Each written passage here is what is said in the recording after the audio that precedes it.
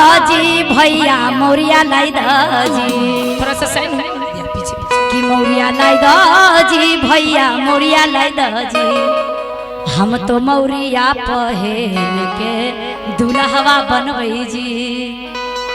बोलिए श्री रामचंद्र भगवान की। कम से कम आप लोग भी मीठी मीठी ताली बजाइए और हमारे दूल्हे सरकार के आशीर्वाद दीजिए सभी मिलकर। गाना है क्या कि मौरिया लाई दाजी भैया मौरिया लाई दाजी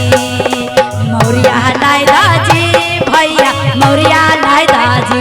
भैया मौरिया पहन के दुल्हवा बनवई जी। भैया मौरिया पहन के दुल्हा बनवई जी। मौरिया लाई दाजी भैया मौरिया लाई दाजी मौरिया लाई दाजी भैया मौरिया लाई दाजी भैया मौरिया पहन के दुल्हवा बनवई जी। भैया मौरिया पहन के दुल्हवा बनवई जी।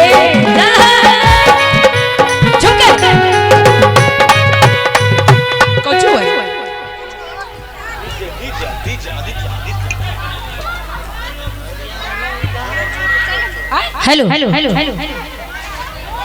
कि कहाँ जइब हो दुल्हा। हेलो हेलो कैमरा मैन चोर माना कर चोर है लेकिन ना वो चोर है लड़का के चीजा के ले जाएला और ही कहना है। अच्छा आएंगे भैया जी लोग का जीजा जी यहाँ जाएंगे छोटे वाले भैया भी। और कहना है क्या कहना है मौरिया लाई दाजी भैया मौरिया लाई दाजी मौरिया लाई दाजी भैया मौरिया लाई दाजी भैया मौरिया पहन दुल्हवा बनवई जी।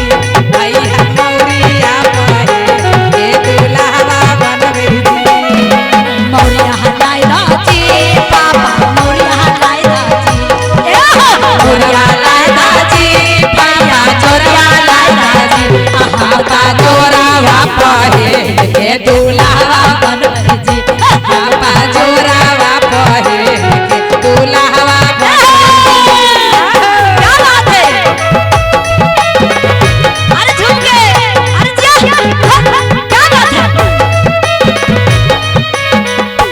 तोहर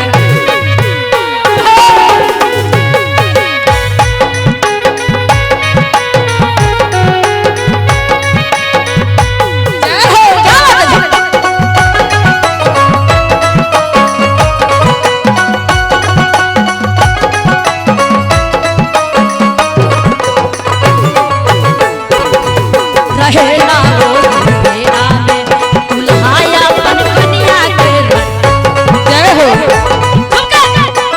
आर जिया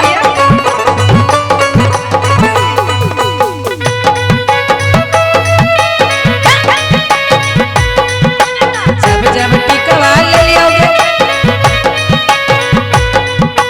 गाली उमरिया टिकवाता है। जय हो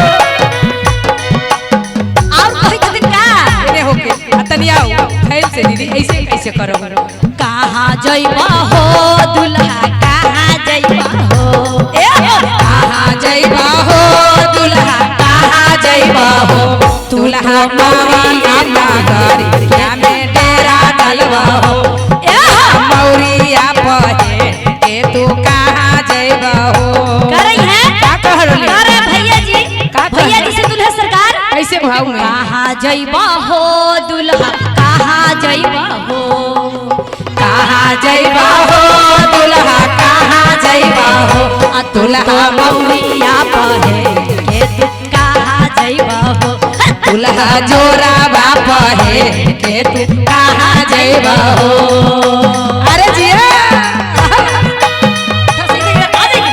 अनोख का जीजा जी है जी इधर से कैमरा छोड़ के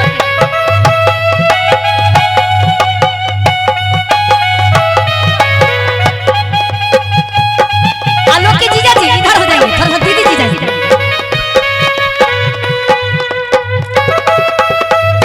क्या बात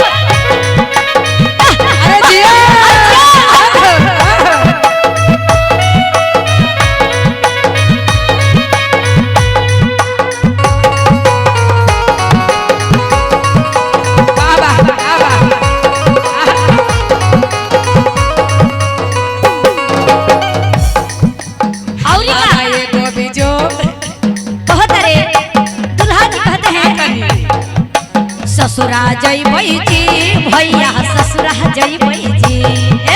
ससुरा जइबै जी पापा ससुरा जइबै जी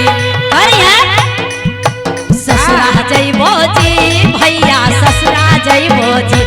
हम ससुर के अंगना में तेरा डलबै जी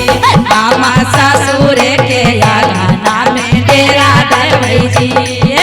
ससुरा जइबै जी भाभी ससुरा जइबै जी ससुरा जइबै जी भैया ससुरा जइबै जी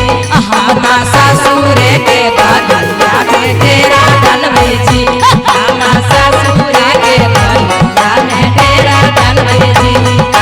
ससुर के अंगना में तेरा डलबै जी और है नरेश भैया और का कहनी जब दुल्हा बन के जाला ससुराल में तो साली सरहद कहतिया का कहतिया धान कूटा हो दुल्हा धान कूटा हो धान कूटा हो दुल्हा धान कूटा हो अपन बहिनी के ओखारी में धान कूटा हो